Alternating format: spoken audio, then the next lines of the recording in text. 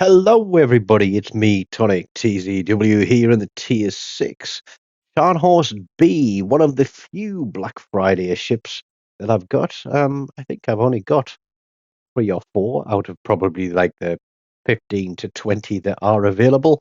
And it'd been a long time since I'd played this Scharnhorst, and it was only after I'd finished this game that I actually went back and realized that my build was an absolute bag of nuts and bolts. But we're here on Haven. It's a domination, but it's a 3 cap domination. And I'm in division with the young chopper or chops. Um, some of you might have seen a few videos with me playing with Chops, and he's normally the very aggressive, fast-paced battleship player, and I kind of follow in his wake. But Chops called a shot on where we were going to move here, up and to the right towards the uncontested cap, and then push around. But what I forgot is that the Scharnhorst is a heck of a lot quicker than the King George the Fifth, and I kind of left him behind a little bit. And it's one of those things. If you can think of, one man shouting "charge" and charging towards the enemy, and everybody else is kind of like a little bit behind. So I felt bad for leaving Chops behind. And I felt really annoyed with RNG at these guys here, because with the Colorado there and the Ashitaka, watch this. This Ashitaka is absolutely flat broadside to me, and yet he is going to get away with, I think, at least 3 salvos without me really doing much damage to it. I'm thinking I should be absolutely murdering that guy. We think about the Colorado. No, let's go on the Ashitaka. He still hasn't moved. I'm guessing he must have forgotten that the game had started. I'm thinking we'll just keep punishing him. But no, we barely get a tickle. But while I look at the map indicating the destroyers, which they can see anyway, that King George V tries a shot at me. And the Ashitaka finally wakes up, takes out a turret, but we get another salvo across there, and we're going to try and drop out of detection from the King George V and the Ashitaka before they manage to get another salvo at us. But he's lost about 50% of his hit points from there. There we go. We take a little bit of a tickle and a deck wash.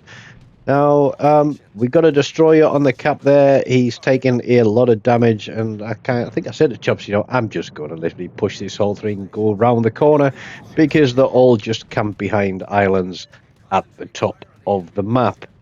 You know me, that I generally play cautiously in ships that I don't play often, but if you look at the runtime of this video, it isn't double speed, it is normal speed, and that includes the little bits of screenshots and things that I put in at the start and beginning.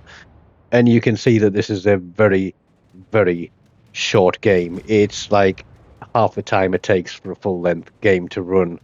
But we know the Andrea Doria is round this corner. We don't turn the corner until we've got the cap. Everybody's hiding behind islands, and people are starting to panic and run away. His secondaries are nasty, yes, but we're going to slap those out there. Thought he might try and turn out and come and ram me, which is why I put the torpedoes in that direction.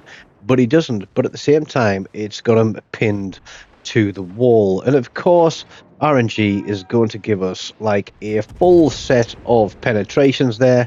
Not a single citadel, even though it was straight under the turrets. Don't remember if the Andrea Doria has that citadel bit on the turrets.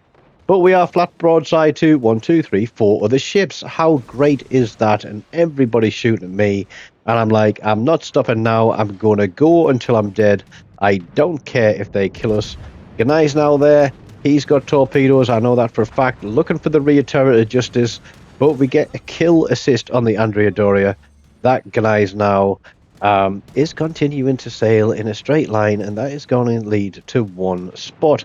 But there's the Ashitaka again, and just as I think of shooting at the guys now, the torps kill him, which leaves my guns free for the Ashitaka, and ta-da! Double strike. Yes, that felt good. I won't tell you exactly or how explicitly good that felt, but if you're an adult, you will understand. If you're a child, that felt as good as getting a new bike for Christmas. That's the best way I can describe it.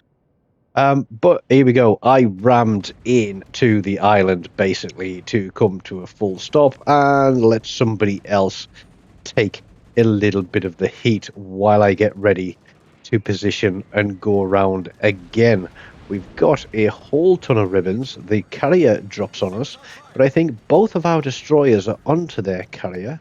I'm really annoyed that I'm burning now, but I've got a heal coming up. I don't have many hit points, and I did say to Chops again, look, if I die, I die. If I don't, you know, we might get something of this. Colorado, and I can't remember what the other ship is. What is it? Is it a King George V that was going in the other direction? But there we go. We hit the damage control. There's the Colorado. We killed some seagulls that were just looking for fish on the end of that rock with the rear turret. And we are going to angle in towards him. And he is going to make the mistake of obviously trying to turn and get all his turrets on. King George V out there, turrets coming up. Fire again. And look at this. We haven't lost a single ship yet. I'm in a bad angle to the Colorado, so I'm going to turn back in here. He gets a full send on me and gets rid of 50% of the health I had remaining. But with a reload coming up again, we're going to plop on him, and that is going to end the game with a dreadnought and with the double strike. So literally, I get tired of people camping behind rocks on my team.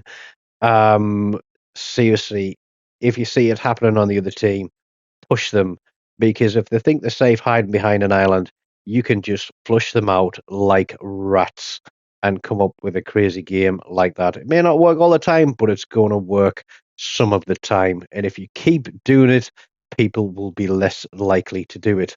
And that's the build that I had on my Scharnhorst, which is completely wrong. Don't know why I had that on there, but just goes to show you don't have to have the perfect captain and the perfect inspirations and build on your ship to actually do a good job of it. But that one worked for me, and really appreciate Chops coming in and supporting me in some games today. Don't forget, smash that like button, subscribe to the channel if you haven't done so. We're going to cover up the new year. I'll do some requests for ships to play in the new year and put some videos out on those. As always, until next time, take care of yourselves and goodbye.